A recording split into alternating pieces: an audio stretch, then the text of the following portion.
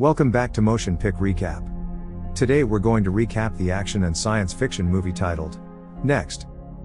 Spoilers ahead. In the first scene, we see a fast glimpse of a woman. We also see a man sitting at a cafe looking at his watch, noting that it's 9 minutes over 8. He suddenly turns to look at the entrance for a few seconds, but he gets disappointed and leaves soon after. Next, we are in Las Vegas where the man will perform a magic trick. We learn his name is Cris and that he will magically predict things before they happen. Cris brings up a girl from the audience and successfully predicts her necklace will fall off her neck. A woman and a man in the audience are looking at the act when the man suddenly asks the woman if she is serious about Cris. After the show, Cris tells us he is not getting paid much for his performance, and so he also gambles against the house, but only small deals to go unnoticed. He also tells us that he's not a god and can only see 2 minutes into his own future, except for when he saw that woman in the cafe. As he is gambling, the house starts to suspect Cris is tricking the deck, and in that same instant Cris looks up into the camera. They comment that it's like he can hear them. As they send security after him, Cris gets up to leave. He goes to switch his chips for cash so he can take off, but as he does he suddenly sees a man pulling his gun to rob the cashier, and when a cop tries to stop him, he shoots both the cashier and the cop. But in reality, it hasn't happened yet, and before the man has drawn his gun, Cris jumps on him and disarms him. 2 guards appear and tell Cris to drop the gun. He starts running through the casino to get out of trouble, and the guards start chasing him. However, since Cris can see the future, he begins to calmly walk around, doing things that make all the security guards trying to catch him fail to notice him.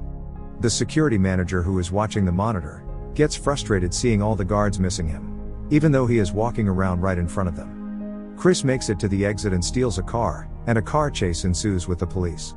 As Cris tries to evade them, he suddenly drives over a railway track and a train crashes into him.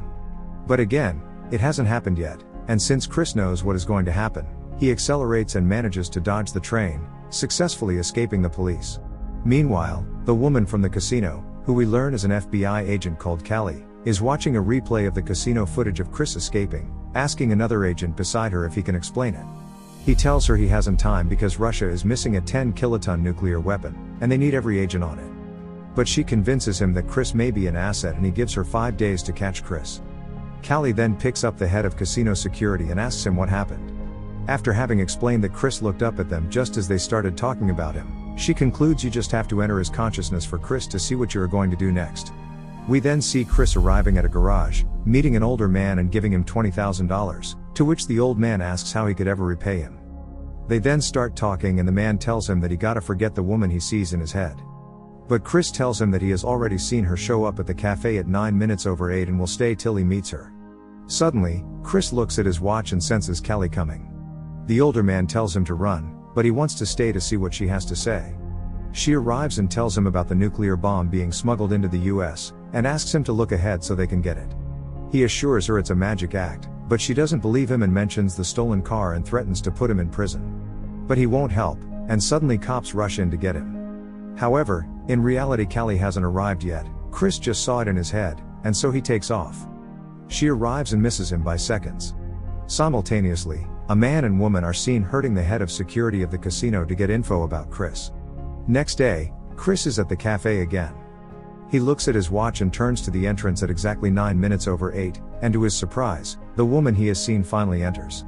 Cris wants to get to know her, and so as she is sat down, Cris walks up to her and asks if he may join her, which she doesn't want and rejects him. But apparently, it all just happened in Chris's mind, and so we see Cris walking up to her again, trying something else, this time asking her about coffee beans used for the coffee, to which she replies he should ask a waitress. Again it didn't happen, and Cris instead tries asking her for a lighter to light a cigarette, but she tells him she doesn't smoke. As he begins attempting a fourth strategy, she now stops him before he even gets to his feet. Cris then pauses momentarily, when suddenly a man called Kendall enters the cafe and walks up to the woman, who he calls Liz, and angrily tells her he wants a couple minutes to figure things out. He grabs her hand, and Liz tells him he is hurting her. Cris interrupts and stops Kendall, who tries to punch Cris, but Cris dodges every move, but Liz just leaves. Cris now walks up again to stop Kendall, but this time he doesn't dodge Kendall's attempts to hit him. After being hit, Liz yells at Kendall to go, and then helps Cris up. The two talk and Cris mentions he's supposed to be in Flagstaff, but his car has been stolen. Liz then offers to give him a ride since she's surprisingly going the same way. They end up driving along together. Callie and her partner go to the cafe, where they learn that Cris came there twice a day for a week at exactly 8:09, had a martini and then left, except for today when he met this woman. Callie asks where they went, and a waitress overheard they headed for Flagstaff. Meanwhile, at a harbor somewhere, the man who harmed the head of security of the casino earlier is seen talking with members of the mob, unloading what seems to be the nuclear weapon. The man with the tie then tells the man who hurt the head of casino security to get rid of Cris since the cops seem so interested in him. We see Cris and Liz get to a North American tribe in the Grand Canyon where Liz teaches kids once a week. The kids later ask Liz if Cris is her boyfriend, but she assures them he is not. They tell her it looks like Cris likes her though. Cris walks up to one of the boys called Jake, whose birthday is today, and does a magic trick for him. Liz later tells Cris he's odd, but charming. That evening, Liz accidentally falls asleep on Chris's shoulder while he's driving. She wakes up as they get to a part of the road that has been washed away by the rain, and they have to return back to a motel. Since there is only one bed, Cris sleeps in the car. Simultaneously, the police are gaining on them, having found out which motel they are at. They have also located the nuclear bomb with a 95% certainty to be in South California. Callie wants to use all resources available to obtain Cris so he can help them find the nuke, and so they deploy a squad to get him. The mob is spying on the FBI and decides to follow them to get to Cris. Back at the motel, Cris gives Liz a rose as she gets out of the shower, telling her she is beautiful, after which they start making out. On their way to the motel, Callie gets a call from her office and finds out somebody is following them to Cris. Having slept together, Cris suddenly wakes up seeing something happening in the future. Later that morning, the FBI is watching as Liz leaves the motel room. Callie intercepts Liz and they sit down in a car, all of which the mob sees from afar. Liz is then shown the footage when Cris stopped the man with a gun in the casino, and how he told the two cops appearing that the man was going to shoot two people. They tell her Cris is a delusional sociopath, and she becomes scared. She is given a drug to put in his drink that will make Cris fall asleep in 5 minutes, but she is told she must do it 2 minutes after Cris has left the room. She goes back in and tells Cris to wash up as she makes breakfast. Simultaneously, the mob is ready to shoot Cris if they get a clean shot. 2 minutes later she puts it into his drink. But as Cris comes out and is about to drink it, Liz stops him and tells him everything that happened.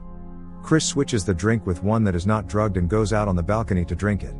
The mob doesn't get a clear shot, and the FBI now thinks there is 5 minutes until he falls asleep. Cris then goes back in and explains to Liz that the man in the casino was going to kill 2 people, it just hadn't happened yet. Liz thinks he is delusional, but to prove he is not, Cris switches through channels on the TV, quoting what people are saying on the TV before they say it. He explains he sees events in the future that will affect him, but only 2 minutes into the future, except when he saw her. She is overwhelmed and asks what the FBI wants with him, and he says it's concerning national security, but that he can't help them since 2 minutes is too short to be helpful. Cris gives her $10,000 in an envelope, tells her to read what he writes down on a paper, and then to wait exactly 45 seconds before doing what it says. Callie, who feels like something is wrong, rushes out and sees Cris going out of the motel room, looking right at her. Cris then looks at his watch, and then jumps down the cliffside. The FBI starts chasing down after him. At the same time, the mob tries to shoot Cris as he's running, but Cris manages to dodge all the bullets. Liz reads the note, walks out to her car, starts it and puts it into drive to let it go over the cliff.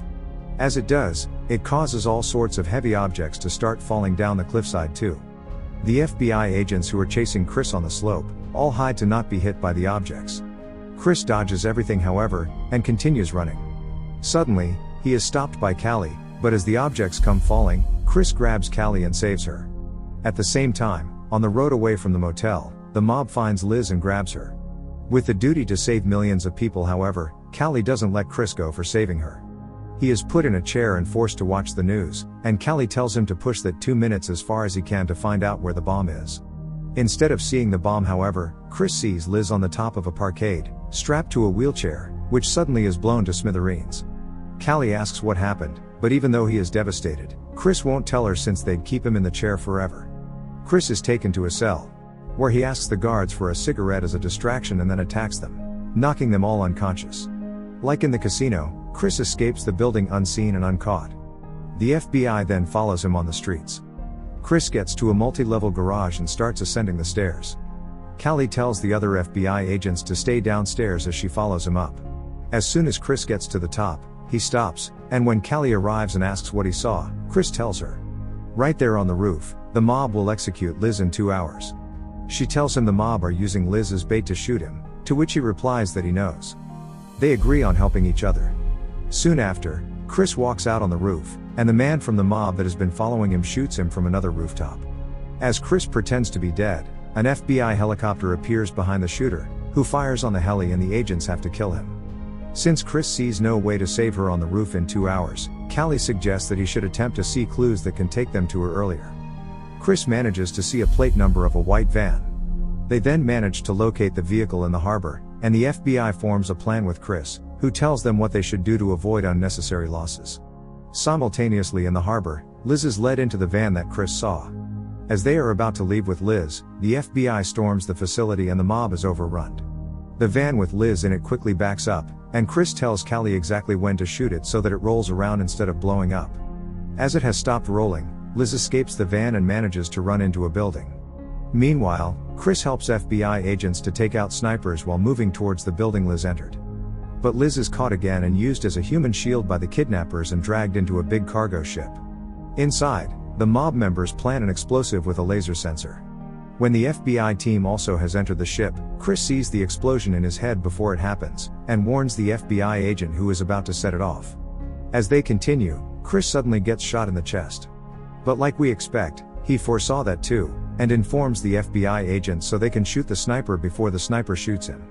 Now, to find Liz and her abductors in the large compartment they have ended up in, Cris starts going through different future alternatives of possible directions to head in, seemingly splitting himself up to search everywhere at once. Eventually, Cris sees where Liz and the kidnapper are, and the FBI squad heads towards her. Soon after, they bump into Liz, and the abductor starts threatening Cris to shoot him if he gets closer.